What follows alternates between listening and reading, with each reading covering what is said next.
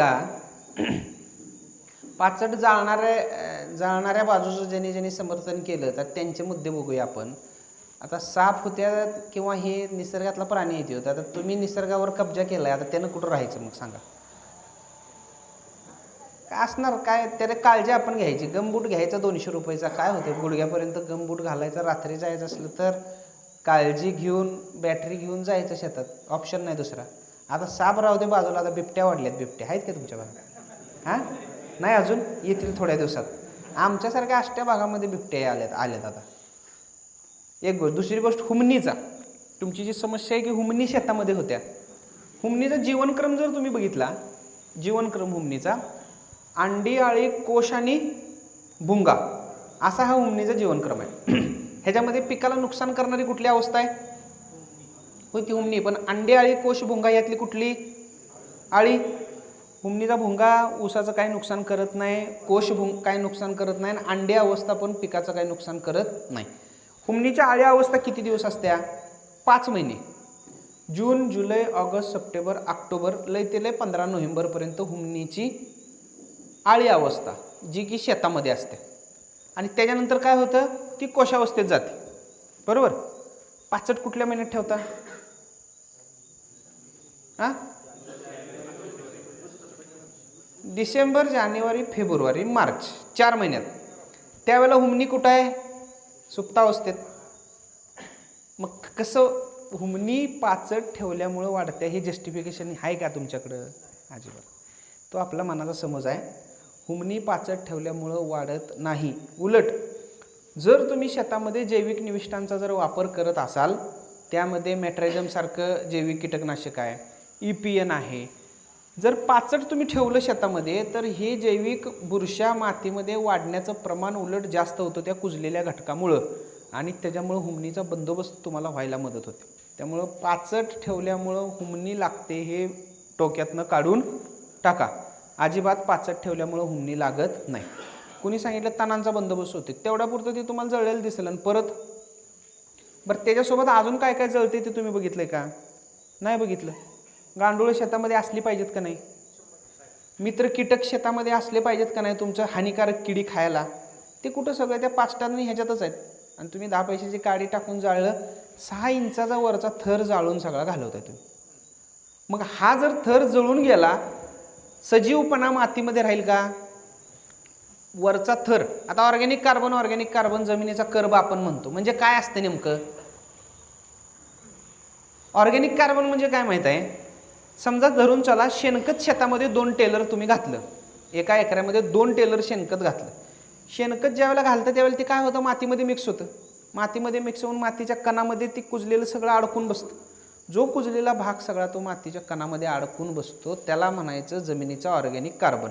असे कुजलेले घटक जेवढे मातीमध्ये जास्त, तेवढी आपली जमीन पैलवान असते. आणि जेवढे हे कुजलेले घटक मातीमध्ये कमी, तेवढी आपली जमीन कमी ताकदवान. आता पैलवान जमीन ओळखायची तर किती जमिनीचा ऑर्गॅनिक कार्बन असला पाहिजे? 1% जमिनीचा ऑर्गॅनिक कार्बन असला पाहिजे, 1%, की जो आत्ता आपल्या मातींमधनं 0.4 0.5% म्हणजे अर्धा टक्के सुद्धा राहिलेला नाही. मग उत्पादन कमी येण्याचा सगळ्यात महत्त्वाचा कळीचा मुद्दा आहे आपल्या जमिनीचा ऑर्गॅनिक कार्बन व्यवस्थित नाही.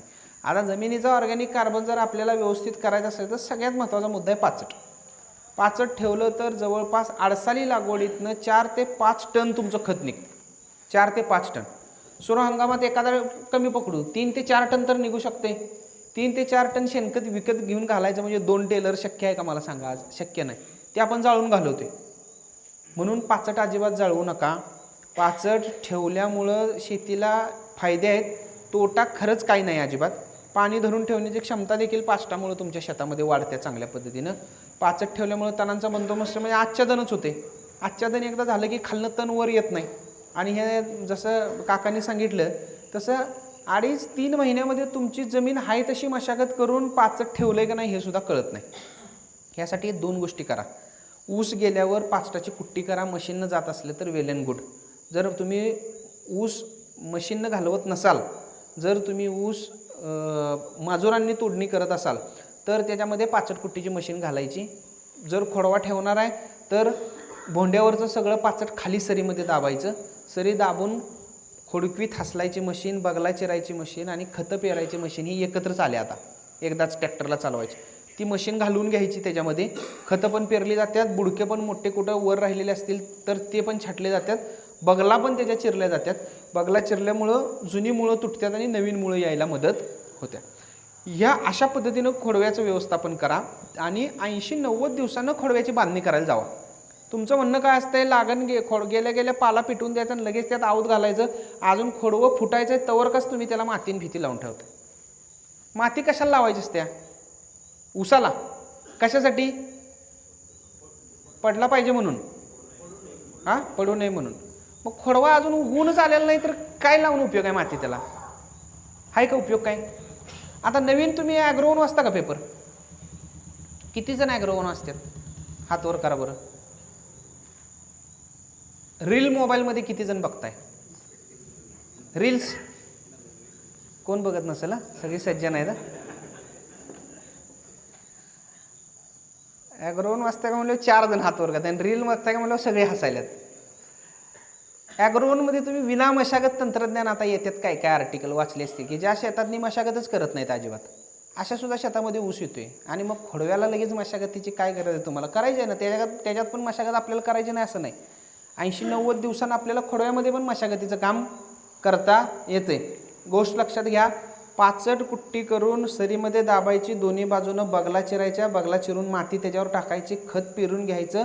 पाण्याचा ताण पिकाला खोडव्याला बसला पाहिजे ह्याची काळजी घ्यायची.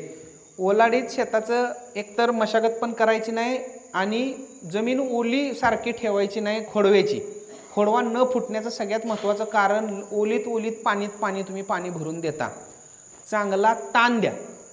पहिला ताण किती द्यायला पाहिजे? चांगली जमीन भेगळूसपर्यंत पाणी द्यायचं नाही खोडव्याला. म्हणजे आधी एक 15 दिवस ते 20 दिवस तरी पाणी तोडलेलं असतं आपण, नंतर परत 15 दिवस ते 20 दिवस पाणी तोडा, चांगला ताण द्या आणि परत पाणी द्या. अशा परिस्थितीमध्ये तुम्हाला खोडवा चांगला फुटायला मदत होते. आता एकतर थंडीचा कालावधी चालू होतोय. आत्तासुद्धा इथं बसलो आपल्याला थोडं गार लागायला लागलं आहे, वातावरण बदललं आहे. इथनं पुढं अजून थंडी, आणि ह्या वर्षी थंडीचा पण कालावधी जास्त असणार आहे, थंडी पण जास्त असणार आहे. त्यासाठी ही काळजी घ्या, खोडवा योग्य पद्धतीनं आपला फुटेल. आणि ज्यांना खोडवं काढायचं आहे अशा शेतकऱ्यांनी सरळ पाचट कुट्टी मशीन घालायची, रोटावेटर मारायचा आणि जमीन नांगरट करून टाकायची. बरोबर? हे झालं जमिनीचं ऑर्गॅनिक कार्बन वाढवण्यासाठी पाचटाचं सुयोग्य व्यवस्थापन. दुसरा